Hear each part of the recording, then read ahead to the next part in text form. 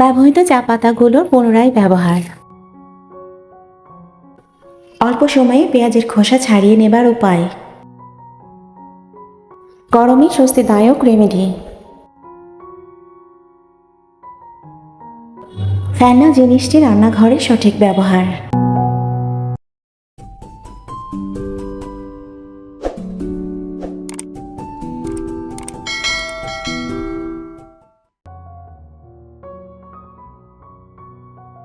আসসালামু আলাইকুম, আমি আজমেরি। সবাইকে ওয়েলকাম করছি আরও একটি নতুন ভিডিও দেখার জন্য। তীব্র তাপদাহী জনজীবন অতিষ্ঠ কথাটির সঙ্গে এখন আমরা সবাই পরিচিত। আর এই গরমের ফলে গা হতে ঘাম আকারে পানি নিঃসৃত হচ্ছে, তার সঙ্গে নানা ধরনের অ্যালার্জি চুলকানি তো রয়েছে। যদিও বা আমি কোনো ডক্টর নই, যে কোনো ধরনের স্কিন প্রবলেম, র্যাশেস, অ্যালার্জি বা চুলকানি জাতীয় প্রবলেমের জন্য স্কিন ডক্টর শরণাপন্ন হতে হবে। তবে কিছু ঘরোয়া উপায় কিছুক্ষণের জন্য হলেও কিন্তু আপনাকে স্বস্তি দিবে। তো সেই রকম একটি উপায় আপনাদের সঙ্গে শেয়ার করছি। এখানে আমি নিম পাতার গুঁড়া নিয়েছি, তার সঙ্গে 1 থেকে 2 ফোঁটা অলিভ অয়েলটা মিক্সড করছি।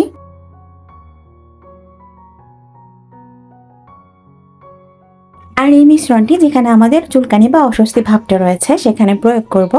আপনি দেখবেন ক্ষণিকের জন্য হলেও বেশ আপনি আরাম পাচ্ছেন। তো আশা রাখছি এই রেমেডি আপনাদের কাজে আসবে।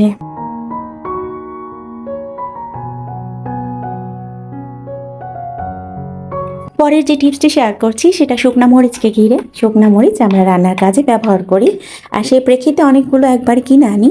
তবে কিছুদিন যেতে না যেতেই শুকনা মরিচগুলোর মাঝে ফাঙ্গাসের দেখা দেয়, যেটা বর্ষাকালে কিন্তু বেশি হয়ে থাকে। তবে আমরা যদি 1 থেকে 2 ঘন্টার জন্য মরিচগুলোকে একটু রোদে রাখতে পারি, তাহলে কিন্তু এই সমস্যাটা আর হবে না।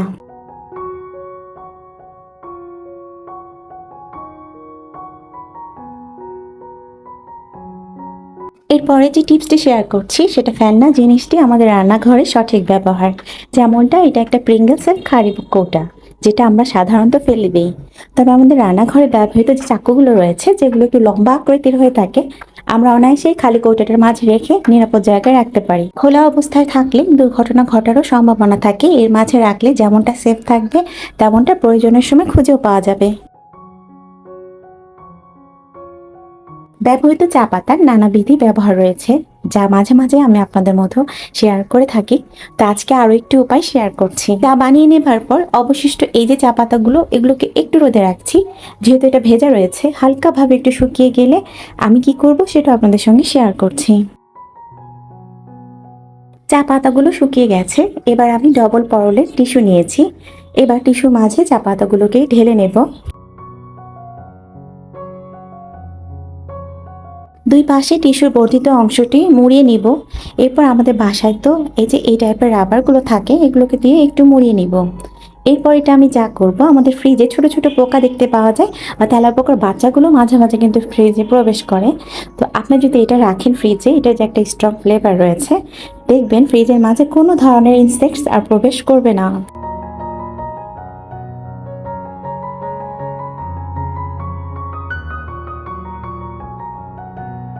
আজকে সর্বশেষ যে টিপসটি শেয়ার করছি, এটা একদমই যারা নতুন রাঁধুনি আপুদের উদ্দেশ্য করেই করেছি। পেঁয়াজ কাটতে গিয়ে কিন্তু আমাদের বড়ই কষ্ট হয়, মাঝে মাঝে তো বেশ চোখের পানি ঝরে যায়। তার উপর পেঁয়াজের খোসা ছাড়িয়ে নেওয়া, সেটাও তো সময় সাপেক্ষ বিষয়। তবে ছোট্ট একটু উপায় কিন্তু এই সমস্যাগুলোরও সমাধান দিয়ে থাকে। যেমনটা আমরা যখনই পেঁয়াজ কাটবো তার আধা ঘন্টা আগে ঠিক এভাবে পেঁয়াজগুলো পানিতে ভিজিয়ে রাখবো। এরপরে দেখবেন কোনো ধরনের কষ্ট ছাড়াই হাতের একটু ঘষার সাহায্যে পেঁয়াজের খোসাগুলো খুলে আসবে। তো আশা রাখছি এই ছোট টিপসটি আপনাদের কাজে আসবে। আর এই টিপসটার মধ্য দিয়ে আজকের ভিডিওটা এখানেই শেষ করছি। জীবনটা চলমান, সেখানে সমস্যাও বিদ্যমান, তাই আবারও সমস্যার সমাধানগুলো নিয়ে ফিরবো ইনশাআল্লাহ। সে পর্যন্ত আল্লাহ হাফিজ। আসসালামু আলাইকুম।